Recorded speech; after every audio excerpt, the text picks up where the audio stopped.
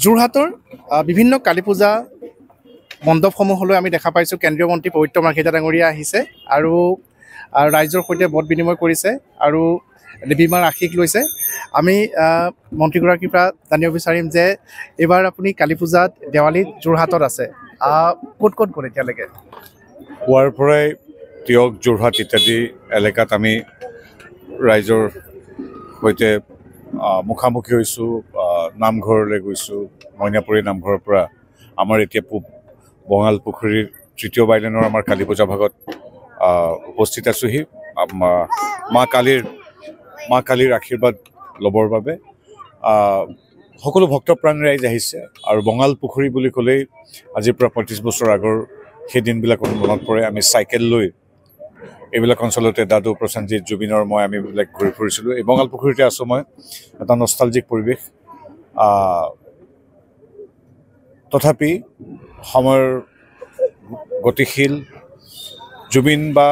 জুবিনৰ দৰে প্ৰাতঃস্মৰণীয় ব্যক্তিত্বসকলে কৈ গৈছে যে বুকুত দুখৰ বোজা লৈও যিবিলাক কাম সময় প্ৰকৃতিয়ে বিচাৰে, জীৱনো বিচাৰে, সমাজে বিচাৰে, সেইবিলাক কৰি যাবই লাগিব। জুবিনে আগতে কয় শ্ব' মাষ্ট গ' অন। তেনেধৰণে এটা মনত প্ৰতি অসমীয়াৰ দৰে ইয়াৰ প্ৰতিগৰাকী মানুহৰ মনত এটা নিজৰ সন্তান, নিজৰ ভাতৃক হেৰুৱাৰ বেদনাটো আছে। কিন্তু তৎসত্বেও যিখিনি কাম হৈ থাকিব লাগে সেইখিনি কাম হৈ আছে। আজি পূজাত ইয়াত শতাধিক মানুহ একত্ৰিত হৈছে, আইৰ আশীৰ্বাদ লৈছে। গতিকে আমিও একেধৰণে বিয়াত কেইবাখনো পূজা আৰু অলপ পিছতে মই আৰু ৪-৫খনমান এইদৰে পূজালৈ যাম। প্ৰথমে আৰম্ভ কৰিছোঁ আমাৰ বঙাল পুখুৰী পূজা। গতিকে সেয়ে খুব এটা এইখিনিতে কথা এটা কওঁ যে এনে লাগিছে যে যোৰহাটৰ সাংসদ দৰাচলতে আপুনিহে, মানে এনেকুৱা এটা চবৰে মনত ধাৰণা হৈছে যে যিটো আপোনাৰ মানে যোৰহাটৰ ৰাইজৰ সৈতে যেনেধৰণে আপোনাৰ মাজত সোমাই গৈছে। আৰু এটা কথা সুধিব বিচাৰোঁ যে এতিয়া সকলোৰে মনত এটাই প্ৰশ্ন যে জুবিন গাৰ্গৰ ন্যায় লৈ পেলাই আজি দেৱালীও যোৰহাটত দেখা পাইছে যে পূৰ্বৰ দৰে নহয়।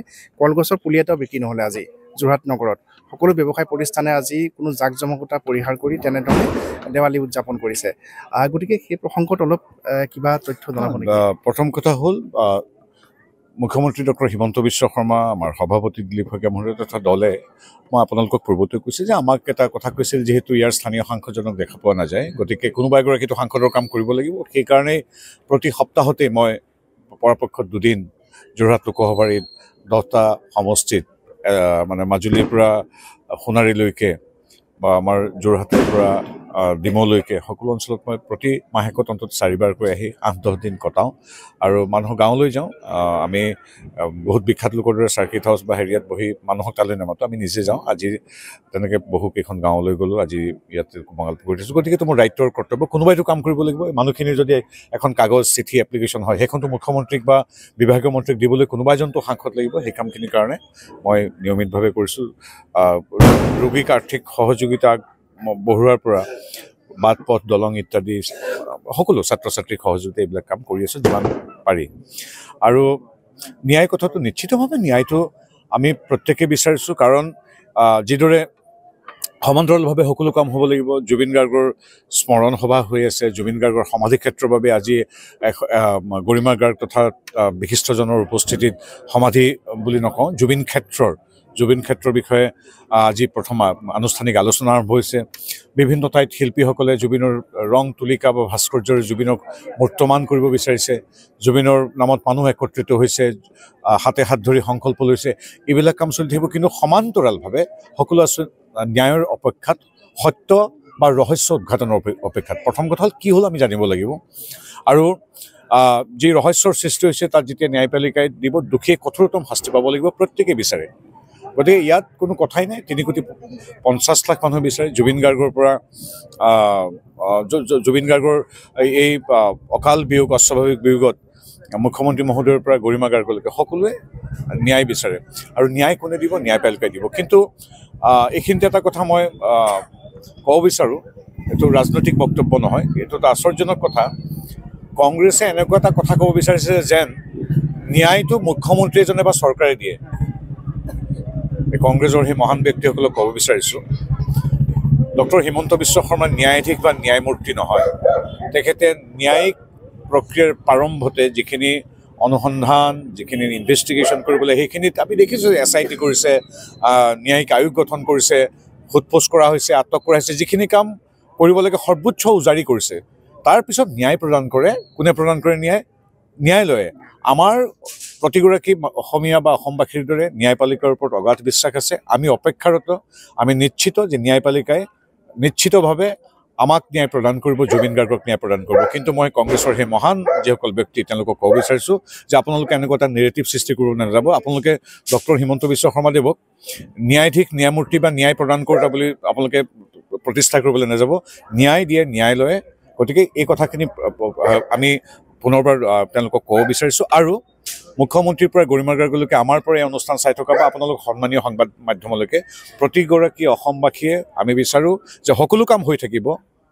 জুবিন ক্ষেত্ৰ হ'ব, আমাৰ বাকী নিত্য নৈমিত্তিক ARDৰ অধীনত চাকৰি প্ৰদানো হ'ব, শান্তি শৃংখলা হ'ব, সকলো হোৱাৰ সমান্তৰালভাৱে আমিও সমানে বিচাৰিছোঁ যে অনুসন্ধান ক্ষিপ্ৰগতিত হৈ থাকক আৰু ন্যায় প্ৰক্ৰিয়াই ত্বৰান্বিত হওক আৰু ন্যায়ালয়ে আমাক ন্যায় দিয়ক। সেইটো আমি বিচাৰিছোঁ। শেষত এটা কথাই সুধিব বিচাৰিম যে ৰাজনীতিকৰণ হৈছে নেকি? কিয়নো অখিল গগৈ এটা মন্তব্য কৰিছিলে যে বিজেপিয়ে সমষ্টিয়ে যি শোভাযাত্ৰা উলিওৱাৰ কথা কৈছিলে সেইটো উলিয়াবলৈ দিয়া নাপায়, এনেধৰণৰ মানে তিৰ্যক মন্তব্য কৰি সমালোচনা কৰিছিলে। গতিকে জুবিন গাৰ্গৰ মৃত্যুৰ পিছত সেই আৱেগক ব্যৱহাৰ কৰি একাংশই নিজৰ ৰাজনৈতিক অভিষণ যিখিনি তেওঁলোকৰ ইচ্ছা আছে সেইখিনি সিদ্ধি কৰিবৰ বাবে বদ্ধপৰিকৰ হৈছে নেকি? তেনেকুৱা লাগিছে নেকি বাৰু? মই ক'বই লাগিব বুলি কথা নাই।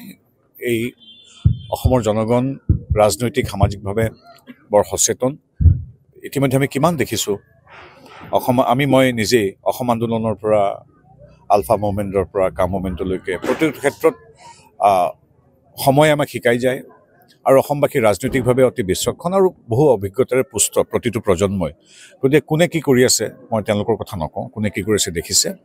এইটো কথা আমি এটাই কথা ক'ব বিচাৰোঁ যে জুবিনৰ এগৰাকী শৈশৱৰ বন্ধু হিচাপে, জুবিনৰ এগৰাকী সাধাৰণ গুণগ্ৰাহী হিচাপে বা এগৰাকী সাংসদ মন্ত্ৰী হিচাপে এটাই কথা ক'ব বিচাৰিছোঁ যে জুবিনে আমাক অকালতে এৰি গ'ল। জুবিনক ভাল পোৱাৰ অধিকাৰ, শ্ৰদ্ধা জনোৱাৰ অধিকাৰ, জুবিনক নিজৰ বুলি কোৱাৰ অধিকাৰ প্ৰত্যেক অসমবাসীৰ আছে। AGP, BJP, কংগ্ৰেছ বা যিকোনো দলৰ সদস্য প্ৰত্যেকৰে সমান অধিকাৰ আছে। গতিকে সকলোৱে নিজৰ ধৰণে তেওঁক শ্ৰদ্ধা জনক, আমি সেইটো বিচাৰোঁ। সেইটো কি কয়, আপুনি যাৰ নাম ক'লে তেওঁলোকেও জুবিনক ভাল পায় বুলি আমি বিশ্বাস কৰোঁ। নিৰ্দিষ্ট কেইজনমান নেতাই কেনেবাকৈ ৰাজনীতি কিবা কৰিব পাৰোঁ নেকি বুলি ভাবিব পাৰে, কিন্তু কংগ্ৰেছৰ তৃণমূল পৰ্যায়ৰ আমাৰ যুৱ কংগ্ৰেছৰ ল'ৰাবিলাক বা NSৰ ল'ৰাবিলাক বা আনকি অখিল পাৰ্টীৰ গাঁৱত থকা ল'ৰাকেইজনে তেওঁলোকে এইবিলাক ৰাজনীতি কৰিব নিবিচাৰে। তেওঁলোকে নিজৰ জুবিনক ভাল পায়, তেওঁলোকে সমানে ভাল পায় যে অসমত শান্তি শৃংখলা থাকক। কিন্তু তাৰ বিপৰীতে সীমিত সংখ্যক মানুহে তাৰ পৰা কিবা পলিটিকেল ব্ৰাউনি পইণ্ট বা ৰাজনৈতিক মুনাফা কিবা ল'ব পাৰি নেকি বুলি দেখি আছোঁ। এজনে ক'লে সিদিনাখন গৌৰৱ গগৈ ক'লে এনেকৈ দোকান চোকান জ্বলাই দিয়া হয়, ঘৰ বাৰী কি ভাঙি দিয়া হয়, এইবিলাক কথা ক'ব নাপায়। অখিল গগৈ কি কৈছে দেখিছোঁ। গতিকে তেওঁলোকৰ কথা এতিয়া এই সুন্দৰ মুহূৰ্তত নাপাতোঁ, মানুহে দেখিব, সময় আৰু মানুহে শিক্ষা দিব। গতিকে আমি এটাই কথা কওঁ, জুবিনক ভাল পোৱাৰ অধিকাৰ প্ৰত্যেকৰে আছে, প্ৰত্যেক সদস্যৰে আছে, যিকোনো ৰাজনৈতিক অৰাজনৈতিক দলৰ। আৰু সঁচাকৈ সমানভাৱে প্ৰাণতকৈ ভাল পায় অসমৰ শিল্প জগতৰ উজ্জ্বলতম নক্ষত্ৰ জুবিন গাৰ্গক। গতিকে আমি এতিয়া আচল কথা হ'ল জুবিনৰ ক্ষেত্ৰত ৰাজনীতিবিলাক বাদ দি আমি আচলতে জুবিনক সদায় চিৰ উজ্জ্বল কৰি সমুজ্জ্বল কৰি ৰাখিব লাগে। আৰু আটাইতকৈ গুৰুত্বপূৰ্ণ কথা, তেওঁলোক বা আমি থাকিম নাথাকিম, জুবিন নিজৰ সৃষ্টিৰাজিত আহিবলগীয়া শতাব্দী জুৰি তেওঁ একেধৰণে উজ্জ্বল হৈ থাকিব। গতিকে ৰাজনীতি কৰি লাভ নাই আৰু অসমবাসী বৰ এই ক্ষেত্ৰত সচেতন। আৰু পুনৰবাৰ কওঁ, যিটো কংগ্ৰেছে বৃথা চেষ্টা কৰি আছে যে ন্যায় কোনে দিব, ন্যায়ালয়ে দিয়ে আৰু সেই ন্যায়ৰ অপেক্ষাত আমিও আছোঁ। আমিও একত্ৰিত হৈ অপেক্ষা কৰিম। আমিও আহ্বান জনাম যে আমাৰ যিহেতু অগাধ বিশ্বাস আৰু আস্থা আছে ভাৰতীয় ন্যায়পালিকাৰ ওপৰত, আমিও ক'ম যে সেই ন্যায়পালিকা আমাক অনতিপলমে ন্যায় দিয়ক। কিন্তু তেওঁলোকে এনেকুৱা এটা কৰিব বিচাৰিছে যেন ডক্টৰ হিমন্ত বিশ্ব শৰ্মাহে ন্যায়মূৰ্তি, তেওঁ ন্যায় দিব। ন্যায় মুখ্যমন্ত্ৰী বা মন্ত্ৰী, সাংসদ, বিধায়কে নিদিয়ে, AGP, কংগ্ৰেছ, BJP নিদিয়ে, ন্যায় দিয়ে ন্যায়ালয়ে। আৰু আমিও ভাৰতীয় জনতা পাৰ্টীৰ 65 লাখ মানুহো সেই ন্যায়ৰ অপেক্ষাত জুবিনৰ এই অকাল মৃত্যুত শোকদগ্ধ প্ৰতিগৰাকী মানুহৰ দৰে আমিও একেধৰণে জুবিনৰ গুণগ্ৰাহী ন্যায় বিচাৰিম। ধন্যবাদ জনাইছোঁ আৰু আমি জনালোঁ যে কেন্দ্ৰীয় মন্ত্ৰী পবিত্ৰ মাৰ্ঘেৰিটা ডাঙৰীয়াই কেইবাটাও গুৰুত্বপূৰ্ণ মন্তব্য যোৰহাটত কৰিলে বিশেষকৈ আমাৰ মৰমৰ শিল্পী জুবিন গাৰ্গৰ যি তদন্ত চলি আছে আৰু সেই সন্দৰ্ভত অসমৰ লাখ লাখ কোটি কোটি জনতাই যিটো বিচাৰিছে যি ন্যায়ৰ অপেক্ষাত আছে সেই সন্দৰ্ভত ইতিমধ্যে চৰকাৰৰ স্থিতি স্পষ্ট কৰিছে কেন্দ্ৰীয় মন্ত্ৰীগৰাকীয়ে আৰু বিশেষকৈ কোনো পক্ষকে জুবিন গাৰ্গৰ মৃত্যুক লৈ ৰাজনীতি নকৰিবৰ বাবে মন্ত্ৰীগৰাকীয়ে সকলোকে অনুৰোধ জনাইছে যোৰহাটৰ পৰা Gautam Bora news 18 Assam north east আপুনি বিচৰা বাতৰি পাব কেৱল নিউজ 18 এপত নিউজ 18 এপ ডাউনলোড কৰিবলৈ স্কেন কৰক এই QR কোড গুগল প্লে ষ্টৰতো পাব এই নিউজ 18 এপ